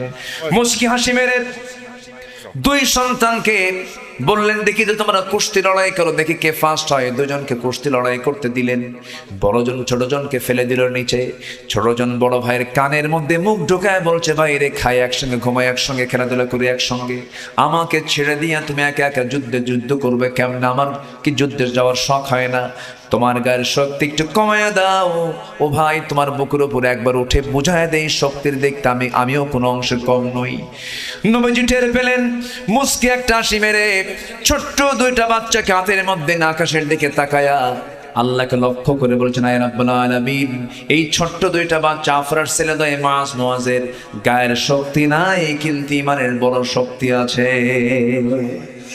পারমিশন দিয়ে দিলেন। 11 বছরে 13 বছর সেই বদর যুদ্ধের দিন আমার নবীজি মদিনা থেকে 80 মাইল দূরে বদর নামক প্রান্তর। আমি মক্কা মদিনায় যতবার গিয়েছি, আমি বদর প্রান্তরে গিয়েছি। আমি মক্কা মদিনায় যতবার গিয়েছি, আমি শুহাদায়ে উহুদ দেখেছি। বারবার যাই, বারবার সেই জায়গায় গেলে পরে আগের স্মৃতিচারণ হয়ে যায়। প্র্যাকটিক্যাল দেখলে পরে তার প্রতি যে আকর্ষণ কমে না বাড়ে, আস্তে কমে না বাড়ে। আল্লাহ প্রত্যেক ভাইদেরকে এই সমস্ত জায়গায় জিয়ারা করার তৌফিক দান করুন। জোরে বলি আমিন, আরো জোরে আমিন। ইন্নাস সাফা ওয়াল মারওয়াতা মিন শাআইরিল্লাহ, ইন্নাস সাফা ওয়াল মারওয়াতা মিন শাআইরিল্লাহ। আমার বন্ধুগণ, একটু কান লাগাবেন। নবীজি একটা সময় যুদ্ধের দিকে রওনা করলেন। তারা কোথায়? 1000, এইদিকে 313 জন, ঘোড়া নাই, তরবারি নাই, কিচ্ছু নাই, যুদ্ধ অস্ত্র নাই। নবীজি রওনা দিয়েছেন। সাহাবীরা 16টা রোজা রেখে দুর্বল হয়ে গেছেন, রোজা রেখে দুর্বল হয়ে গেছেন। এইদিকে খাবার না পেয়ে আরো দুর্বল হয়ে গেছেন। বদর যুদ্ধের দিন আমার নবীজি সাহাবা কেরাম কিনে যেই পাশে দাঁড়ায় ছিলেন, সেই জায়গাটা ছিল হলো উঁচু, সেই জায়গাটা ছিল হলো বালুর জায়গা, হাঁটু পর্যন্ত বালু গেড়ে যায়। সাহাবীরা বলছেন, ইয়া রাসূলুল্লাহি, যুদ্ধ করব কেমনে? কদম তো মজবুত নয়, পা গুলো ডেবে আছে বালুর ভিতরে। আমার রাসূল আকাশের দিকে তাকায়া 2টা হাত উঁচু করে দোয়া করলেন, ও আল্লাহ সাহায্য করো। ওয়ালাকাদ নাসরাকুমুল্লাহু বিবাদরিন ওয়া আনতুম আদিল্লাহ। আল্লাহ সাহায্যের হস্ত প্রসার করলেন। হাজার হাজার ফেরেশতা দিয়ে আল্লাহ মুজাহিদদের সহযোগিতা করেছেন। জোরে বলে সুবহানাল্লাহ। সেই যুদ্ধের ময়দানে ওই ছোট্ট 2টা বাচ্চার সামনে দাঁড়ায় আছে। এক সাহাবীকে ডাক দিয়ে বলে, চাচা, যুদ্ধ করতে আসছে, সবার বিরুদ্ধে নয়, কার বিরুদ্ধে? কও। আবু জেহেল। কি করবা? খাইয়া ফালাও। আল্লাহু আকবার বলবেন না? কেন এত রাগ তার উপরে?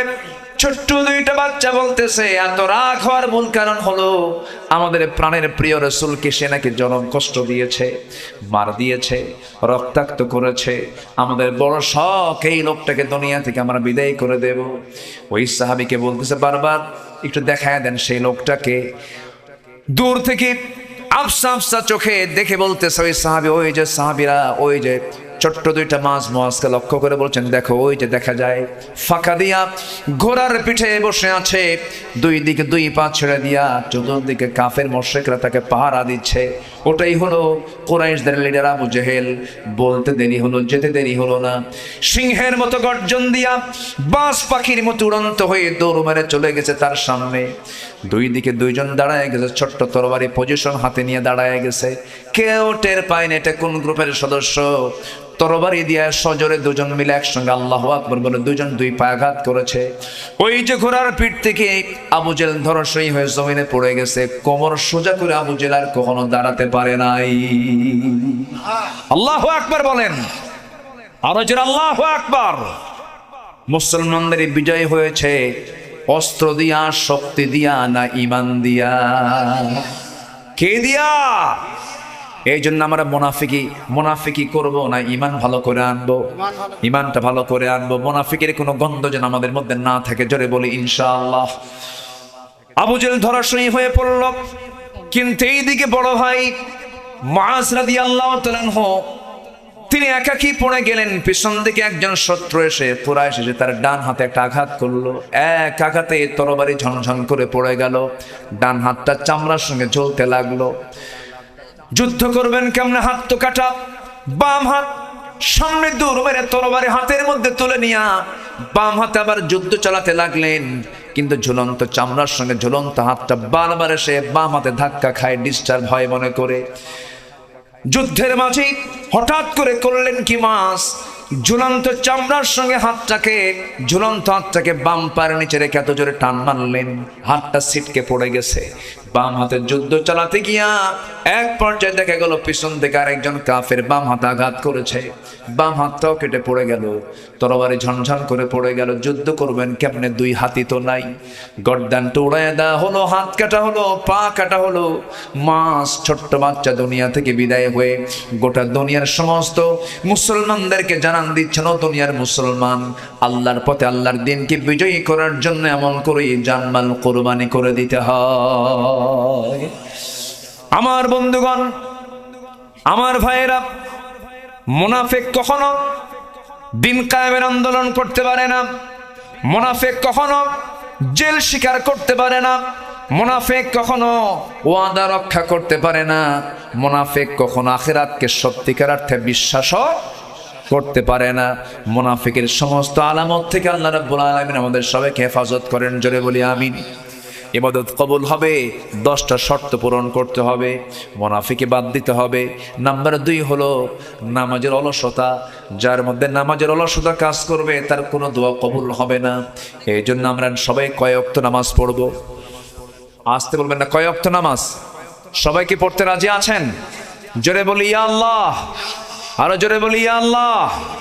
আমাদেরকে 5 ওয়াক্ত সালাত আদায় করার তৌফিক তুমি আল্লাহ দিয়া দাও, জোরে বলি আমিন, আরো জোরে আমিন। হাত নামান। বাড়িতে সব সদস্য নামাজ পড়ার দরকার আছে না নাই? যুবকরা, তোমার গ্রামকে তুমি টার্গেট করো, তোমার গ্রামে কারা নামাজ পড়ে আর কারা নামাজ পড়ে না, সতর্ক হয়ে যাও। তোমার গ্রামকে তোমার হেফাজত করতে হবে। মাতব্বর যারা যদি নামাজ পড়ে ভালো কথা, তোমরা যুবক একসঙ্গে গিয়ে মাতব্বরের রুমে বসবে, বলবে চাচা আপনি আমাদের গ্রামের মাতব্বর, আপনার বিচার আচার আমরা মেনে নেই, আপনি দয়া করে নামাজটা পড়ুন, নামাজটা ধরুন, আপনার নেতৃত্ব আমরা মানব। নামাজ পড়বেন, নেতৃত্ব মানব, নামাজ পড়বেন না, নেতৃত্ব মানব না, ঠিক কিনা? আপনার গ্রামকে আপনি সাজান ইসলাম দিয়া। এখন পরিবেশ এসেছে, পরিবেশ এসেছে কিনা বলেন? আপনার চোখের সামনে কোন মহিলা আপনার গ্রামের কোন ঘর থেকে অর্ধলগ্ন হয়ে মাথার চুল ছেড়ে দিয়ে বের হয়, আপনি এটাকে নোট করুন, এটাকে আপনি নোটে নিয়ে আসেন। কয়েকজন যুবক তোমরা এক হয়ে সেই মহিলার বাড়িতে অথবা তার মুরব্বীকে জানিয়ে দিন, জানিয়ে দাও যে দেখুন আপনার মেয়ে অথবা আপনার স্ত্রী অথবা আপনার বোন এইরকম করে অর্ধলগ্ন পোশাক নিয়ে যখন বাইরে বের হয়, আমরা যুবক, আমাদের কষ্ট হয়, আমাদের ঈমান দুর্বল হয়ে যায়, আমাদের চোখের গুনাহ হয়। গ্রামকে বাঁচাতে বোরকা লাগায় দাও, ঠিক কিনা? সম্মানিত ভাইয়েরা, তোমরাই পারবে নতুন বাংলাদেশ গড়তে। 55,000 বর্গ মাইলের 64,000 গ্রাম বাংলার প্রতিটি গ্রামকে আমরা বেনামাজি মুক্ত দেখতে চাই। সবাই দেখতে চান তো ইনশাআল্লাহ? নামাজ নামাজ নামাজ। এই দেশের কোন নেতা নামাজের বিল আনে নাই আজ পর্যন্ত। 53 বছর পর্যন্ত, থামুন, 53 বছর পর্যন্ত এই দেশের কোন নেতা, কোন দল নামাজের বিল আসুক, একমাত্র ইসলামী দল ছাড়া, তারা তো ক্ষমতায় যায় নাই, কেউ কিন্তু নামাজের বিল টানে নাই। আমাদের দাবি হলো আমরা সেই নেতৃত্ব দেখতে চাই যারা নামাজ রাষ্ট্রীয় পর্যায়ে কায়েম করতে চায়। এই মতের পক্ষে কি সবাই রাজি আছেন? নামাজ কায়েম হলে সুদ থাকবে না, ঠিক কিনা? নামাজ কায়েম হলে জেনা থাকবে না, নামাজ কায়েম হলে পরে সুদের কোনো গন্ধ সমাজে দেখা যাবে না। আল্লাহ কবুল করুন। আমার বিশ্বাস এদেশে কোরআনের রাজ কায়েম হবে। জোরে বলি ইনশাআল্লাহ, আর জোরে বলি ইনশাআল্লাহ। শহীদের কাতার আছে না নাই? শহীদের রক্তে জমিন আছে না নাই? রক্ত ভেজা বাংলার জমিন ইসলামী আন্দোলনের জন্য উর্বর থেকে আরো উর্বর হয়ে যাবে। জোরে বলি ইনশাআল্লাহ। সম্মানিত ভাইয়েরা, আমি অনেক আনন্দিত, দীর্ঘদিন পর মন খুলে কিছু কথা বলতে পারছি। আলহামদুলিল্লাহ বলেন। ইবাদত কবুল হবে 10টি শর্ত, 10টা অপকর্ম ছাড়তে হবে, মুনাফিকি বাদ দিতে হবে, নামাজে অলসতা বাদ দিতে হবে। সবাইকে 5 ওয়াক্ত নামাজ পড়তে রাজি আছেন তো? নামাজ বাদ যাবে, মনে থাকবে। বউ যদি নামাজ না পড়ে কি কয়? মায়ের হবি দেখছেন? হাই হাই হাই হাই রে, কাম সারছে। এ তো শুধু মায়ের কথা কয়। আল্লাহ তো মায়ের কথা আগে বলেন, ওয়াহজুরুহুন্না ফিল মাদাজি'i বলেছেন, ওয়াহজুরুহুন্না ফিল মাদাজি'i। অনেক কথা আছে, সর্বশেষ মানে প্রথমে মায়ের। এই তো কাম তো মুশকিল, তো লক্ষণ খারাপ, মারা যাবে না তো? আচ্ছা, রাসূল কোন বউকে মেরেছেন এরকম কোন হাদিস পেয়েছেন আপনারা? বউকে মারে কোন সভ্য লোক? দেন, তাও কয় না। এখন তো ঠিক হয়ে গেছে না। সন্তানের সামনে আপনি বউ পিটবেন, এটা বেমানান। পিটায় মানুষকে ভালো করা যায় না। বউকে বলবেন, বউ একে ছাদের নিচে থাকি, তোমার যৌবন আমার কাছে, আমার যৌবন তোমার কাছে। তুমি কি চাও যে আমরা এই দুনিয়াতে এক ছাদের নিচে ছিলাম, আমরা জান্নাতে গিয়ে আমরা এক ছাদের নিচেই থাকবো? এক জান্নাতি থাকতে চাই। তুমি কি জান্নাতে থাকতে চাও না? হ্যাঁ, থাকতে চাই। নামাজটা পড়ো। শুনবে না কেন? শুনবে। ছেলেকে বুঝাবেন, মেয়েকে বুঝাবেন, একটু কাঁদবেন, তাদের জন্য দোয়া করবেন আল্লাহর কাছে। অবশ্যই সব কবুল করে ফেলবেন। তিনি আমার কে? আল্লাহ। কু আনফুসাকুম ওয়া আহলিকুম নারা। পরিবারকে নামাজের ব্যাপারে তাকিদ করতে হবে। পড়ার জন্য যদি বলি 2 বার, নামাজের জন্য বলবো 10 বার, ঠিক কিনা? পড়ার জন্য যদি বলি 1 বার, নামাজের জন্য বলবো 5 বার। নামাজ পড়ার চাইতে বড় পড়ার কিছু নাই, ঠিক কিনা বলেন? পড়াশোনার কিছু বাদ দিয়েছে, সমস্যা নাই। নামাজ বাদ দিয়েছে, ফাকাদ কাফার, সে কুফরি করেছে, সে মারাত্মক অপরাধ করেছে। এই জন্য পরিবারে দেখা যায় পড়ার জন্য যে শাসন হয়, নামাজের জন্য সে শাসন হয় না। আমি কি ভুল বলতেছি? শিক্ষার জন্য যে গুরুত্ব হয়, পর্দার জন্য সেই গুরুত্ব দেওয়া হয় না। ষোড়শী মেয়ে বোরকা পরে না, মা বোরকা পরে বের হয়। মা কি পরে বের হয়? বোরকা পরে বের হয়, আর মেয়েটাকে অর্ধলগ্ন করে বাইরে বের করে, যুবকদের ঈমান নষ্ট করার জন্য। এগুলো খেয়াল করতে হবে। যুবকরা নোংরামি করবা না। বিয়ের আগে কোনো প্রেম নাই কিন্তু, ঠিক তো মাহফিলে, কিন্তু বাইরে তো ঠিক থাকো না। বিয়ের আগে কোনো নোংরামি করা যাবে না। বিয়ের আগে প্রেম হয় না, বিয়ের আগে হয় হলো জেনা। বিয়ের পরে প্রেম হয়, বিয়ের পরে কি হয়? প্রেম হয়। বিয়ের আগে কি হয়? জেনা হয়। বিয়ের আগে কোনো প্রেম নয়। অনেকে প্রাউড করে বলে, আমাদেরকে বলে, হুজুর আমাদের না এটা লাভ ম্যারেজ। আমি কই লুচ্চা ম্যারেজ। কি ঠিক কিনা? হ্যাঁ, বিয়ের আগে বিবাহ পূর্ব ওলা মুত্তাখিদি আখদান ওলা মুত্তাখিদাতি আখদান, কোন গোপন গোপন কোন বৈঠক চলিবে। বিয়ে করবা, সামনের দরজা দিয়ে মুরব্বীকে বলবা, মেয়ের বাপকে বলবা, তোমার বাপকে পাঠায় দিবা, মাকে পাঠায় দিবা, বুক উঁচু করে বলবা, আমার যৌবন এসেছে, আমার যৌবন নষ্ট করতে চাই না বাবা, বিয়ে করা। আজকে যুবকরা দারুণ খুশি, হুজুর ভালো করে এখন বাপ বসে আছে, দেখেন কিছু আওয়াজ দেয়, আবার কিছু বুড়া চাচাও দেখে আওয়াজ দেয়, কি যে করবে আল্লাহ জানে। আমার রাসূল বিয়ে করায় দিতেন, রাসূল কিন্তু খুব বড় ঘটক ছিলেন, বলি আলহামদুলিল্লাহ। কারণ সমাজে জেনা বাড়লে পরে সমাজে রোগ সৃষ্টি হবে। এই জন্য জেনা বন্ধ করার জন্য একমাত্র উপায় হলো বিয়েকে কঠিন করা না সহজ করা। বিয়েকে সহজ করো, জেনা কঠিন হয়ে যাবে, আর বিয়ে কঠিন করবা, জেনা সহজ হয়ে যাবে। হ্যাঁ, ও একজন বলতেছে হুজুর বিয়ে করবো কেমনে, নিজের পায়ে নাকি দাঁড়াতে হয়। ও কি অন্যের পায়ে দাঁড়ায় আছে নাকি? যে বিয়ে করতে চায় সেই অন্যের পায়ে দাঁড়ায় থাকে? কিছু বেকুব বাপ আছে, বাপরা বোঝে না, আছে না আছে না আছে, এগুলো বুঝতে হয় না। ঠিক আছে, খুব সুন্দর। আপনারা মন চাচ্ছে আরো ঘন্টার পরে ঘন্টা কথা বলি, বলবো এই বছর না সামনে বছর ইনশাআল্লাহ। নাম্বার 3, আল্লাহ রাসূলের যারা চরম অবাধ্যতা করবে, ওয়া মাইয়া আসিল্লাহ ওয়া রাসূলহু ওয়া ইয়াতাআদ্দা হুদুদাহু ইউদখিলহু নারান খালিদান ফিহা ওয়া লাহু আযাবুন মুহিন। নাম্বার 4, আল্লাহর সাথে যারা শিরিক করবে তাদের কোনো দোয়া, কোনো ইবাদত কবুল হবে না। ওয়া মান ইউশরিক বিল্লাহ ফাকাদ হারামাল্লাহু আলাইহিল জান্নাহ। যে ব্যক্তি শিরিক করবে তার জন্য জান্নাতটা হারাম হয়ে যাবে, দোয়া কবুল তো দূরের কথা, জান্নাতে বাজেয়াপ্ত হয়ে যাবে। নাম্বার 5, সামনে পেছনে যারা পরনিন্দায় ব্যস্ত থাকবে। আমার দেশে গীবতকারী আছে না নাই? এই নামাজি লোক আছে না নাই বলেন তো? গীবতকারী নামাজও পড়ে গীবতও করে। ফেসবুক তো একটা আছে মাশাআল্লাহ, এখন কিছু হইলে কয় আমি কিন্তু সাংঘাতিক। সাংবাদিক না, আমি কিন্তু সাংঘাতিক, ফেসবুকে দিয়ে দেবো, কিন্তু হুমকি মারে। তুমি কি জানো তুমি কারো একটা গোপন কথা ফেসবুকে দিয়ে দিচ্ছ? তুমি কি জানো তোমার এরকম একটা চিত্র আসতে পারে? আসতে পারে কিনা? রাসূল বলেছেন মান সাতারা মুসলিমান সাতারাহুল্লাহু ইয়াউমাল কিয়ামাহ। যে ব্যক্তি কোন মুসলমান, যে মুসলমান অন্য মুসলমানের কোন দোষকে গোপন করবে, আল্লাহ তাআলা কিয়ামতের দিন তার দোষকে গোপন করবেন। এই জন্য পৃথিবীতে সেই মহান মানুষ, মহামানব সে, যে নিজের ভিতরে দোষ খুঁজে বেড়ায়, অন্যের মধ্যে গুণ খুঁজে বেড়ায়। তাহলে নিজের গুণ খুঁজবো না দোষ খুঁজবো?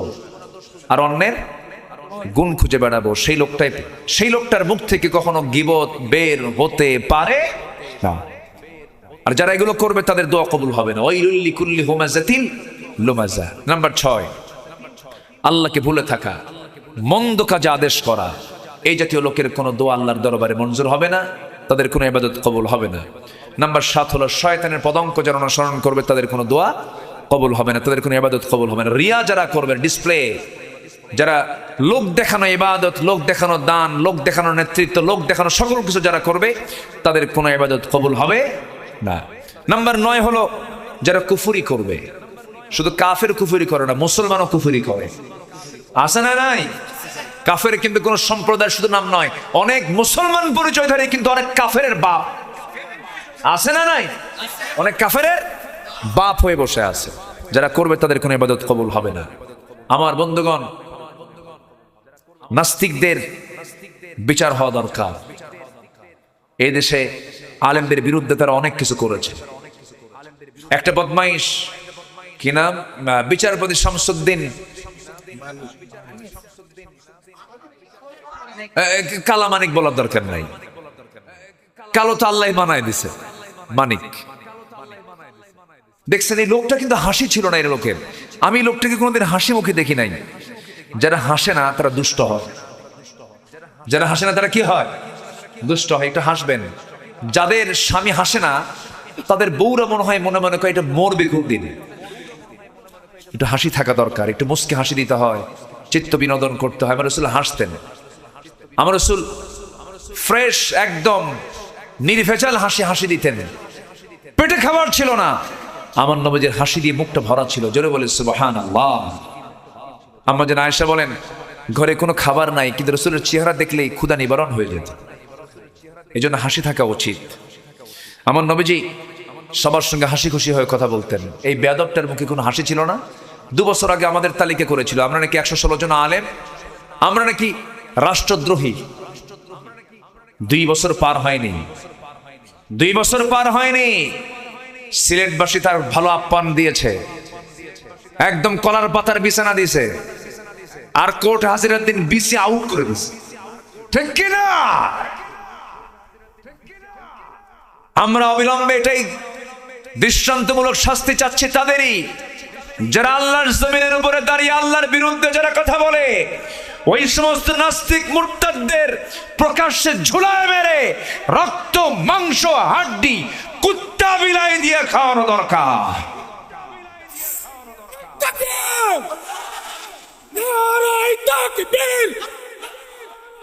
কোরআনের আলো, ইসলামের শত্রুরা, সর্বদানা চালালিরা, নারায়ে তাকবীর।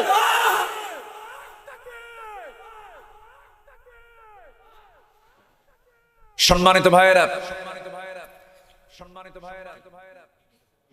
জি কেউ উঠবেন না, মেহমান আছেন, বিশেষ করে আমার অত্যন্ত প্রিয় ভাইজান মাওলানা জহুরুল ইসলাম খান, না উনি আছেন না?